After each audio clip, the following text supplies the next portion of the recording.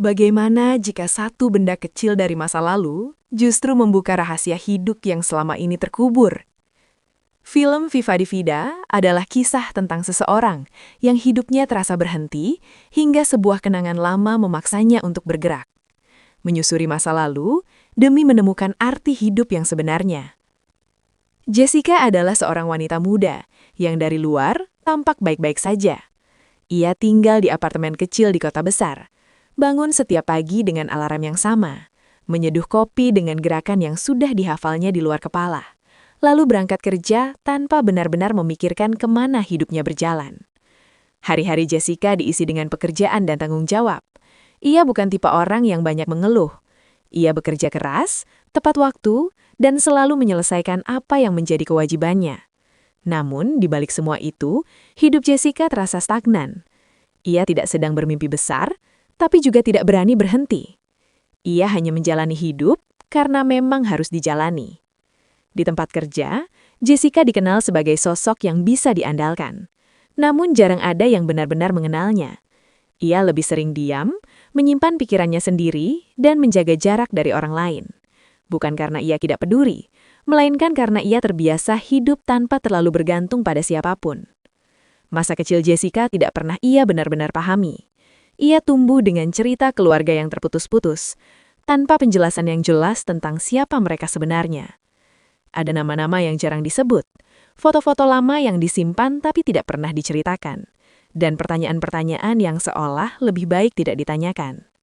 Jessica belajar sejak kecil bahwa beberapa hal lebih aman untuk dilupakan. Karena itulah, Jessica tumbuh menjadi pribadi yang mandiri, namun juga tertutup.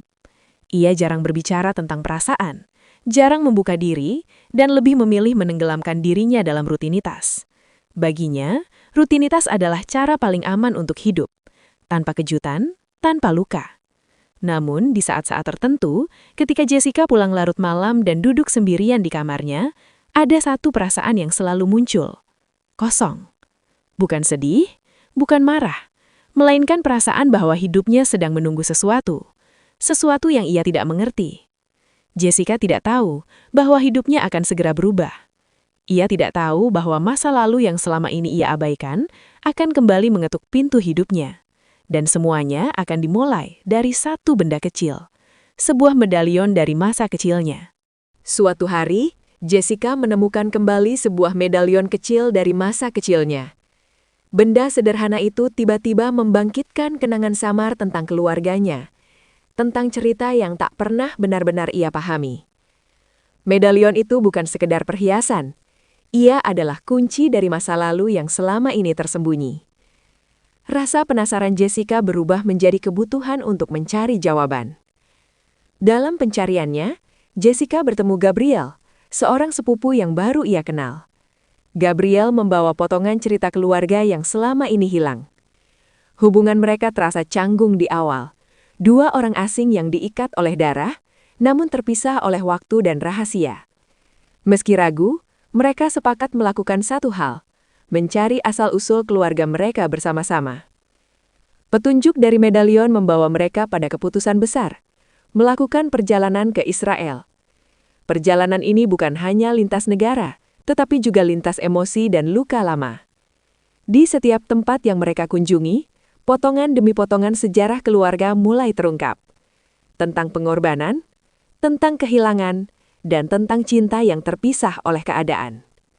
Selama perjalanan, hubungan Jessica dan Gabriel berkembang. Dari sekedar sepupu asing, mereka menjadi teman seperjalanan yang saling menguatkan.